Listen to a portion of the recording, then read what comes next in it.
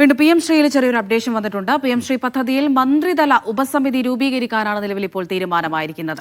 സമിതിയിൽ CPI മന്ത്രിമാരും ഉണ്ടാകും.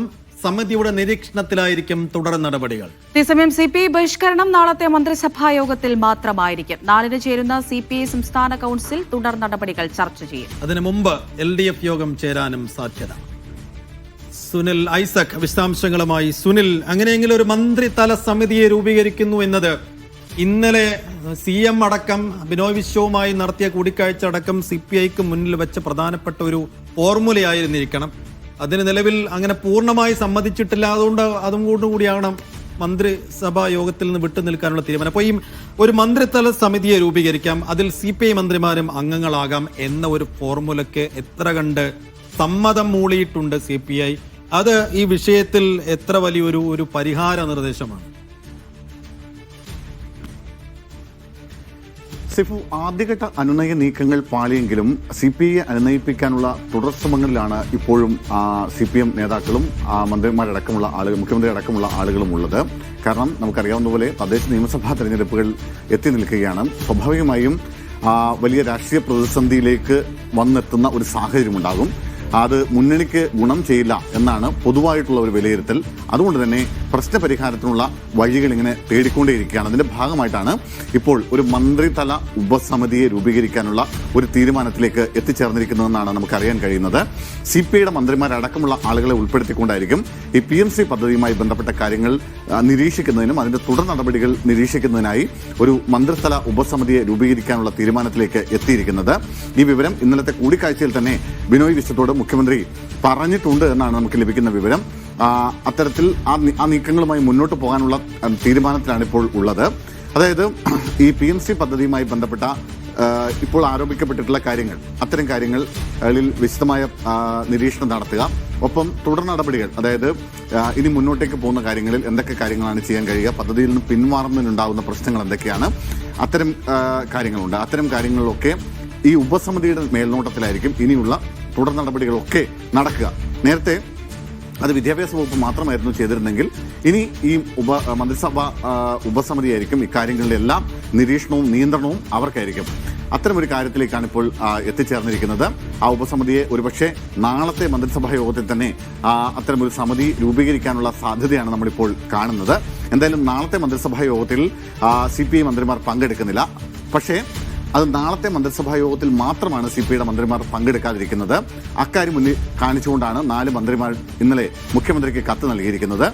4-ാം തീയതി LDFന്റെ സംസ്ഥാന സമിതി യോഗം വിളിച്ചു ചേർത്തിട്ടുണ്ട്. ആ സംസ്ഥാന സമിതി യോഗത്തിലായിരിക്കും തുടർ നടപടികൾ സ്വീകരിക്കുക. 5-ാം തീയതിയാണ് അടുത്ത മന്ത്രിസഭാ യോഗം ചേരേണ്ടത്. ഒരുപക്ഷെ അതിനു മുമ്പ് തദ്ദേശ തെരഞ്ഞെടുപ്പിന്റെ വിജ്ഞാപനം വരാനുള്ള സാധ്യതയുണ്ട്. അങ്ങനെയാണെങ്കിൽ പിന്നീട് തെരഞ്ഞെടുപ്പ് കഴിയുന്നതുവരെ, അതിന്റെ നടപടിക്രമങ്ങൾ പൂർത്തിയാവുന്നവരെ മന്ത്രിസഭാ യോഗം ഉണ്ടാവില്ല. അതിനിടയിൽ ഈ തെരഞ്ഞെടുപ്പിന്റെ ആരവവും ബഹളങ്ങളൊക്കെ ആവുന്നതോടുകൂടി ഈ പ്രശ്നം തൽക്കാലത്തേക്കെങ്കിലും കെട്ടടങ്ങുമെന്നാണ് CPM വിശ്വസിക്കുന്നത്. അതിനിടയിൽ പ്രശ്നപരിഹാരം ഉണ്ടാക്കുക, ഈ പറഞ്ഞതുപോലെ ഒരു മന്ത്രിതല ഉപസമിതി ഉണ്ടാക്കുക, ആ സമിതിയുടെ നിയന്ത്രണത്തിൽ, നിരീക്ഷണത്തിൽ തുടർ നടപടികൾ മുന്നോട്ട് പോവുക.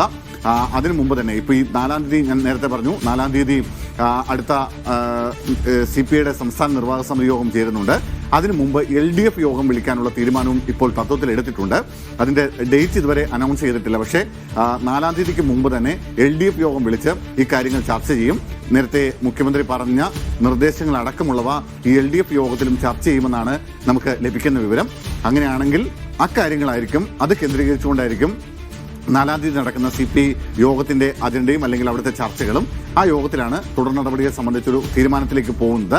എന്തായാലും കടുത്ത തീരുമാനം, അതിശക്തമായൊരു തീരുമാനത്തിലേക്ക് ഇനി തുടർന്നും CPI പോകുമെന്ന് CPM പ്രതീക്ഷിക്കുന്നില്ല. കാരണം CPIയെ സംബന്ധിച്ച് അവരുടെ രാഷ്ട്രീയ അസ്തിത്വത്തിന്റെ പ്രശ്നമാണ്. സ്വാഭാവികമായും അവർ അപമാനിക്കപ്പെട്ട ഒരു വിഷയമാണ്. അതിന്റെ ഒരു പ്രതിഷേധം എന്ന നിലയ്ക്ക് നാളത്തെ മന്ത്രിസഭാ യോഗത്തിൽ നിന്ന് മാറി നിന്ന് അത് പൊതുജനങ്ങൾക്ക് മുന്നിൽ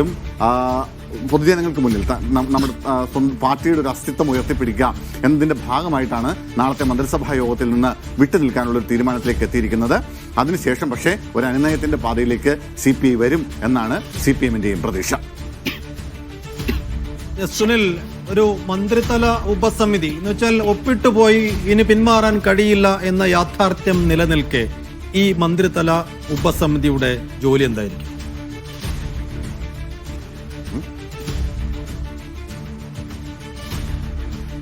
ചോദ്യം ആവർത്തിക്കാമോ?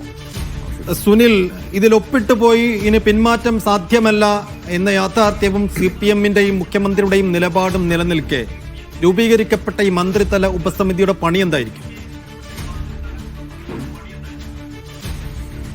അതിൽ രണ്ട് കാര്യങ്ങളാണ് പ്രധാനമായും ഈ ഉപസമിതിയുടെ മുമ്പിൽ വരിക. ഒന്ന്, നിലവിൽ ദേശീയ വിദ്യാഭ്യാസ നയം നടപ്പിലാക്കാം, അതായത് PMC പദ്ധതി നടപ്പിലാക്കുന്ന സംസ്ഥാനത്തെ 148 സ്കൂളുകളിൽ ദേശീയ വിദ്യാഭ്യാസ നയം നടപ്പിലാക്കാം എന്ന് കാണിച്ചുകൊണ്ട് ഒപ്പിട്ടാണ് ഈ പദ്ധതിയിൽ സംസ്ഥാന വിദ്യാഭ്യാസ വകുപ്പ് ആ കരാറിൽ ഒപ്പിട്ടിരിക്കുന്നത്, ആ ധാരണാപത്രത്തിൽ ഒപ്പിട്ടിരിക്കുന്നത്. അത് പക്ഷെ നടപ്പിലാക്കില്ല എന്നൊക്കെയാണ് വിദ്യാഭ്യാസ മന്ത്രി പറയുന്നത്. അത് നടപ്പുള്ള കാര്യവുമല്ല, അത് നടപ്പിലാക്കേണ്ടി വരുമെന്നത് യാഥാർത്ഥ്യമാണ്. പക്ഷേ അതിൽ ഇളവുകൾ നൽകണമെന്ന് ആവശ്യപ്പെട്ടുകൊണ്ട് കേന്ദ്ര വിദ്യാഭ്യാസ വകുപ്പിനെ, കേന്ദ്ര സർക്കാരിനെ സമീപിക്കുക എന്നതാണ് മുന്നിലുള്ള ഒരു വഴി. അത് കേന്ദ്ര സർക്കാർ അംഗീകരിക്കുമോ എന്നത് കാത്തിരുന്ന് കാണേണ്ട ഒരു കാര്യമാണ്. ഒപ്പം ഇനി പദ്ധതിയിൽ നിന്ന് പിന്മാറിയാൽ തന്നെ അത് സംസ്ഥാന സർക്കാർ വിചാരിച്ചാൽ പദ്ധതിയിൽ നിന്ന് പിന്മാറാൻ കഴിയില്ല. അത് കേന്ദ്ര സർക്കാർ വിചാരിക്കണം പദ്ധതിയിൽ നിന്ന് സംസ്ഥാനത്തെ ഒഴിവാക്കണോ വേണ്ടോ എന്നത് കാര്യത്തിൽ. അങ്ങനെ ഒഴിവാക്കാൻ പറ്റുന്നില്ലാത്ത സാഹചര്യമുണ്ടെങ്കിൽ അത് കോടതിയിലേക്ക് നീളും. കോടതിയിലേക്ക് നീളണമെങ്കിൽ ഡൽഹിയുടെ പരിധിയിലുള്ള ഏതെങ്കിലും ഒരു കോടതിയിലായിരിക്കും ഇതിന്റെ തുടർ നടപടികൾ സംബന്ധിച്ച കോടതി വ്യവഹാരങ്ങളെല്ലാം നടക്കുക. അങ്ങനെ കോടതിയിലേക്ക് പോകുന്നുണ്ടെങ്കിൽ അത്തരം കാര്യങ്ങൾ നിയമപരമായ നടപടികൾ. ഒപ്പം ഈ PMC പദ്ധതി നടപ്പിലാക്കാതെ ബാക്കിയുള്ള പദ്ധതികളുടെ ഫണ്ടുകൾ വാങ്ങിയെടുക്കുന്നത് സംബന്ധിച്ച കാര്യങ്ങൾ എന്തെങ്കിലും നടപ്പിലാക്കണമെങ്കിൽ അത്.